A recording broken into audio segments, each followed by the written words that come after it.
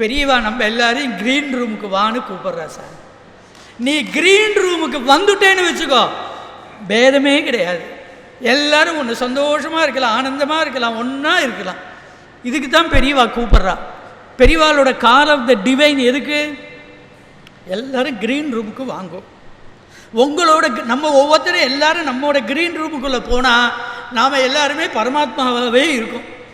அந்த க்ரீன் ரூமுக்கு வரத்துக்கு வழி அவர் சொல்கிறார். அவர் ஏன்னு கேட்டால், இந்த சம்பந்தம் இருக்குது பார்த்தா, நாடகத்தில் இவ்வளோ வேஷம் போட்டுன்னு வந்தானே, இந்த சம்பந்தம் இருக்கு.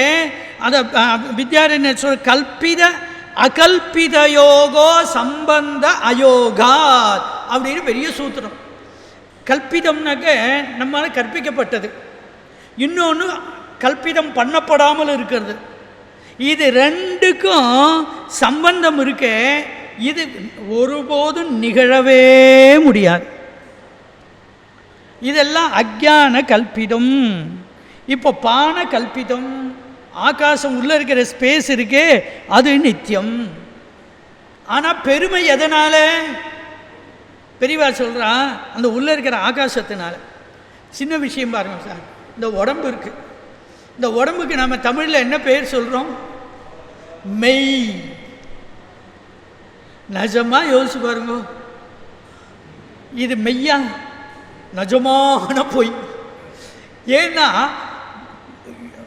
ஆச்சாரியால் சொல்ற, ஆதாவந்தோ என்னாஸ்தி, எது ஆதியில் ரொம்ப நாள் முன்னாடி இல்லையோ, எது கொஞ்ச நாள் கழிச்சு இருக்க போகிறது இல்லையோ, அது நடுவில் இருக்கிற போது இல்லாத மாதிரியேங்கிறார்.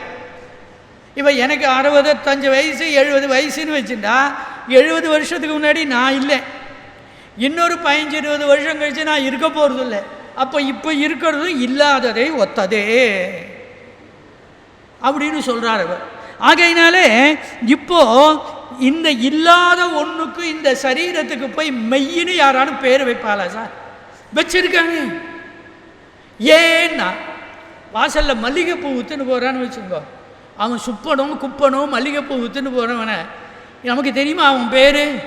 நாம் என்ன சொல்லி கூப்பிட்றோம்? ஏன் மல்லிகைப்பூ இங்கே வாங்குறோம்.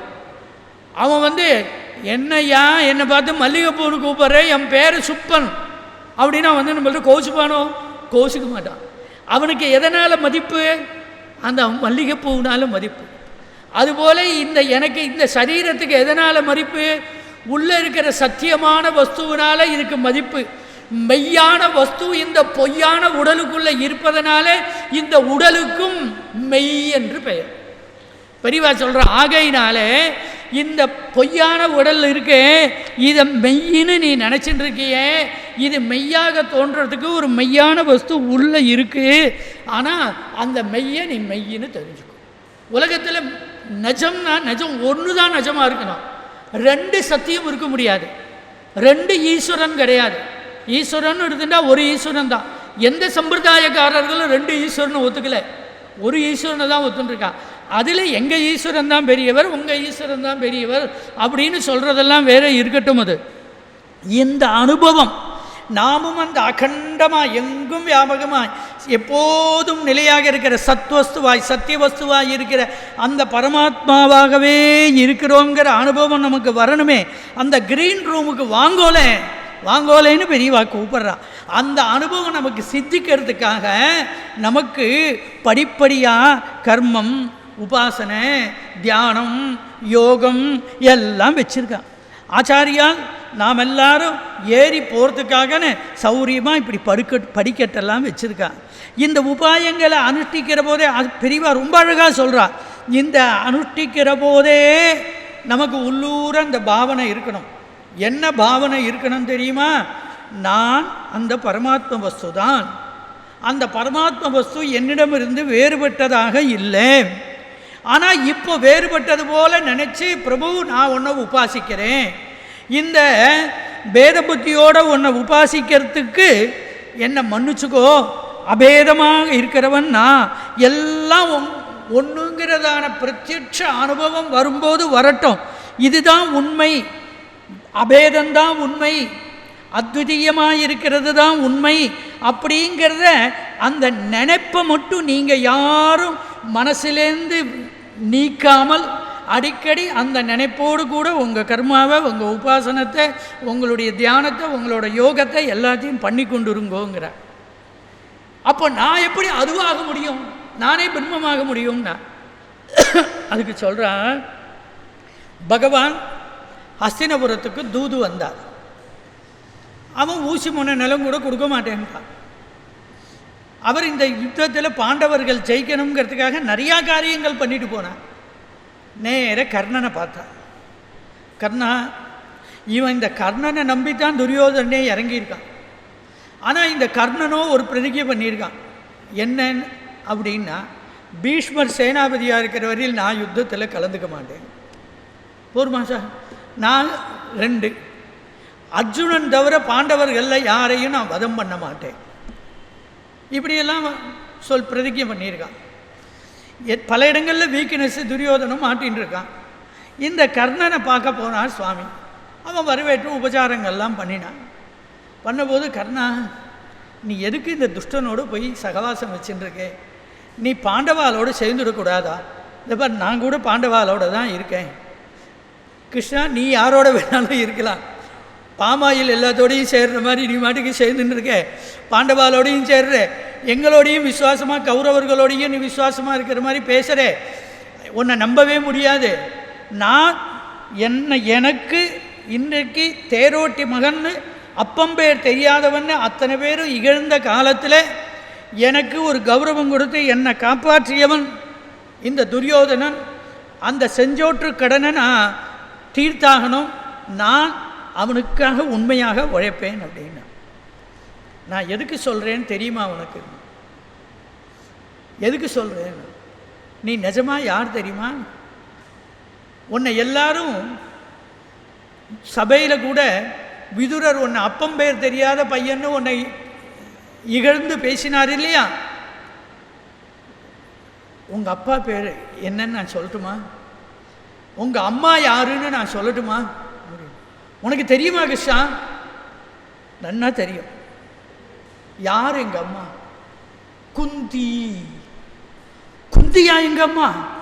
எப்படி அவள் எங்கள் அம்மாவாக இருக்க முடியும்னா கதையெல்லாம் சொன்னான். இப்போ அது நமக்கு விஷயம் இல்லை. இங்கே என்ன சொல்ல வர, இந்த கர்ணன் தான் குந்தி மகன் என்று ஞானம் பெற்று தெரிஞ்சு கொள்றதுக்கு முன்னாடி இவன் குந்தி மகனா இல்லையா? குந்தி மகன் தானே சார். வேற யாரோ தன்னோட மகனா, யாரோ ஒருத்தியோட மகனா? இல்லை. பகவான் உபதேசம் பண்ணி அவனுக்கு கண்ணை திறந்து விட்டு நீ குந்தி மகன் சொல்லி கொண்டு இருக்கிற போது இவன் குந்தி மகன் தான். தான் குந்தி மகன் என்பதை இவன் உணர்ந்த பிறகும் இவன் குந்தி மகன் தான். ஆக ஒன்று இன்னொன்னா எப்படி மாற முடியும்?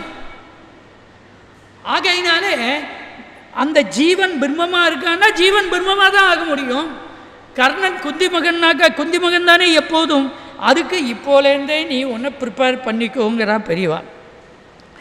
ஆச்சாரியால் ஆதிசங்கர பகவத்பாதர் எல்லாத்தையும் நன்னா கவனிச்சுக்கோங்க. பெரியவா சொல்கிறா, எல்லாவற்றையும் ஒன்றாக பார்க்கணும்னு சொன்னார். எல்லாரையும் ஒன்றுன்னு சொல்லலை. ஜட சேதனை, அதாவது உயிருள்ள உயிரற்றவை எல்லாவற்றையும் ஒன்றாக பார்க்கணும் அப்படின்னு சொல்லிட்டார். ஆனால் உலகத்தில் எல்லாம் வேறு வேறாக தெரியற போது எப்படி சார் ஒன்றா பார்க்க முடியும், நானாக பார்க்க முடியும், எனக்கு குழப்பமாக இருக்கேன்னு பெரியவா கேள்வி கேட்டுக்கிறேன்.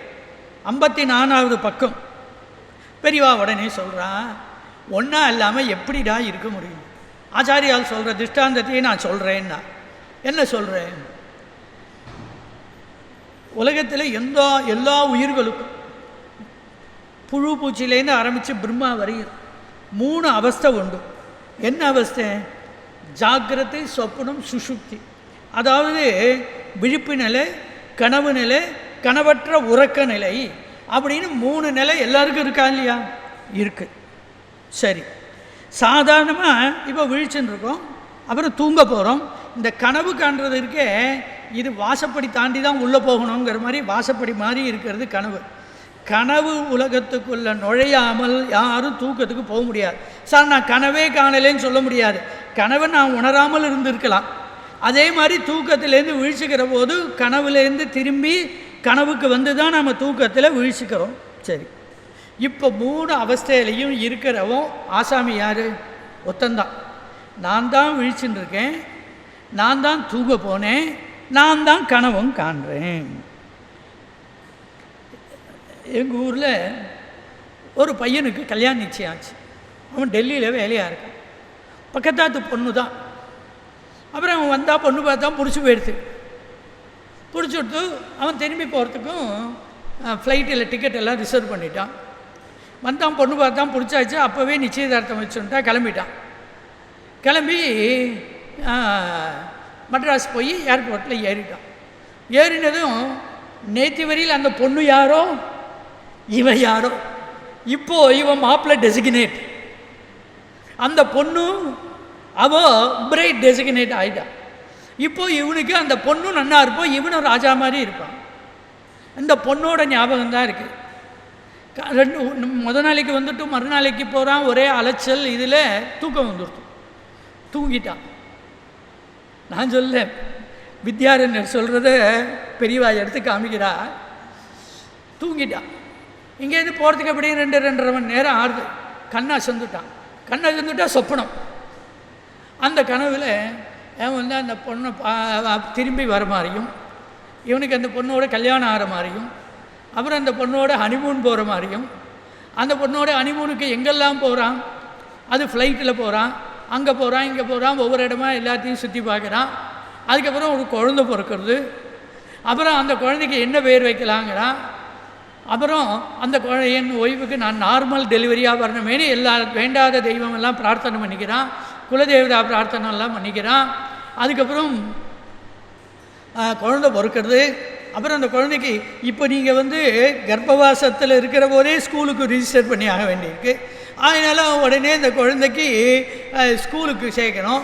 இப்போ 2-3 வயசுலேயே குழந்தைய ஸ்கூலுக்கு அனுப்புகிறான். ப்ரீகேஜி, எல்கேஜி என்னெல்லாமோ இருக்குது. அதனால எல்லாத்தையும் ஸ்கூல் படிக்கிறான்.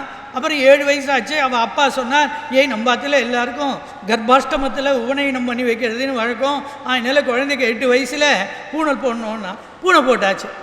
பூனை போட்டு பையன் இது பண்ணுறான். அவனுக்கு வேதமும் சொல்லிக் கொடுக்கணும், படிப்பும் படிக்கணும், எல்லாத்துலேயும் ஃபஸ்ட்டாக வரான். அப்படின்னு வரும்போதே திடீர்னு ஏதோ ஒரு அனௌன்ஸ்மெண்ட் வந்தது. இந்த மாதிரி ரீச்சுடு டெல்லி, இப்போ லேண்ட் ஆக போகிறது, எல்லோரும் பெல்ட் போட்டுக்கோங்க அப்படின்னு அனௌன்ஸ் பண்ணுற போது டக்குனு உனக்கு விழிப்பு வந்துடுச்சு. விழிச்சுட்டான். எத்தனை வருஷம் பார்த்தீங்களா கணக்கில்? Place, time, personality. இப்போது எத்தனை சிருஷ்டி பண்ணியிருக்கான் பெரியவா சொல்கிறா. எத்தனை சிருஷ்டி பண்ணியிருக்கான் பாருங்க. பார்த்துட்டு போன ஒய்ஃபு கனவுல வந்துட்டான். இப்போ இவன் தான் சிருஷ்டிக்கிறதான். ஏர்போர்ட்டு, ஏர்கிராஃப்ட்டு, ஏர் ஹோஸ்டஸ்ஸு, இவன் போன க்ஷேத்திரங்கள், போன ஊர், கல்யாணம் பண்ணின்றது, அந்த வாத்தியார், கல்யாண மண்டபம், குழந்தைகள், குழந்தை பிறந்தது, உறவுகாரா, அதுக்கப்புறம் அவள் அப்பா சொன்னது, இத்தனையும் அந்த எத்தனை வருஷம் கல்யாணம் ஆகி 10 வருஷம் அந்த கனவுல ஓடி போயிடுது சார். முழிச்சுன்றதும் இத்தனையும் கனவா அப்படின்னு அவனுக்கு தெரியுது. இப்போது விஷயம் என்னன்னா, இப்போது இத்தனையும் சிருஷ்டி பண்ணினது யார்? நான் தான். இந்த கனவுல ஒரு 1/2 மணி, 3/4 மணி, இல்லை 1.5 மணி நேரம் அவன் கனவு கண்டு கொண்டிருந்தான் என்றால், அந்த கனவு கண்டு கொண்டிருந்த நேரத்தில் இத்தனையும் பரிபாலனம் பண்ணினது யாரு? இவன் தான், நான் தான். கடைசியில் படாலு வீழ்ச்சிக்கிற போது அத்தனையும் 1 செகண்டில் சம்ஹாரம் பண்ணது யாரு? நான் தான், இவன் தான். இப்போ யார் பிரம்மா, யார் விஷ்ணு, யார் ருத்ரன்? இவன் தான் பிரம்மா, இவன் தான் விஷ்ணு, இவன் தான் ருத்ரன். சரி, இந்த பிரம்மா விஷ்ணு ருத்ரன் 3 ரூபமாகவும் இருந்து சிருஷ்டி ஸ்திதி சம்ஹாரம் 3ஐயும் பண்ணினானே, எந்த உபகரணத்தை வச்சுண்டு பண்ணினான்? ஒன்றுமே கிடையாது சார். இச்சா மாத்திரம் பிரபோ சிருஷ்டிகின்னு ஈஸ்வரனை பற்றி சொல்கிறவன், நான் ஈஸ்வரனா இல்லாமல் எப்படி இருக்க முடியும்னு கேட்குறான். இந்த கனவுல நீ எப்படியா சிருஷ்டி பண்ணினேன்? என்ன இன்ஸ்ட்ருமெண்ட் உங்கள்கிட்ட இருந்துடு? ஒரு ஏர்கிராஃப்ட் வாங்கணும்னா இப்போ அல்லோல கல்லோலப்படுறது, இத்தனை ஏர்கிராஃப்ட் வாங்கியிருக்கான், அது எத்தனை அக்கௌண்ட்டு கொடுன்னு கேட்குறான் எதிர்கட்சிக்காரெல்லாம். இவா கொடுக்க மாட்டேங்கிறான். அந்த ஏர்கிராஃப்ட் பண்ணுறதுன்னா என்ன சின்ன விஷயமா? ஏர்போர்ட் என்ன, இத்தனையும் யார் சிருஷ்டி பண்ணினா? அங்கே பிளேஸ் என்ன, அந்த டைம் என்னாச்சு, 10 வருஷ காலம் ஒரு செகண்டாக ஓடி போயிடுத்தேது. ரெண்டாவது வஸ்துவே இல்லையே. அப்போ ஒன்றாகவே இருந்து அதுவும் நானாகவே இருந்து நானே எல்லாமாகவும் ஆகி இத்தனையும் பண்ணினேனே. இப்போ ரெண்டாவது வஸ்து எப்படி எங்கே இருந்து வந்தது? இந்த என்னோட இந்த சின்ன சிருஷ்டியிலேயே இப்படி இருந்தால் பிரபஞ்சத்தை சிருஷ்டி பண்ணினா அவர் அந்த பரமாத்மா தத்துவம் அது கனவு மாதிரி தானே. அதனால தான் இதை கனவுன்னு சொல்கிறோம், இந்த பிரபஞ்சத்தை கனவுன்னு சொல்கிறோம், இதை மாயைன்னு சொல்கிறோம். அதனால தான் கௌடபாத ஆச்சாரியார் இந்த ஸ்தூல பிரபஞ்சத்தில் நீ பார்த்துட்டு இருக்கிய இது தீர்க்க சொப்னம். நீ காண்ற இப்போ 2 மணி நேரம் இந்த பையன் பார்த்தானே ஏர்கிராஃப்டில் உட்காந்துட்டு டெல்லிக்கு போயின்னு இருக்கிற போதோ இது ஒரு சின்ன குட்டி சொப்னம்.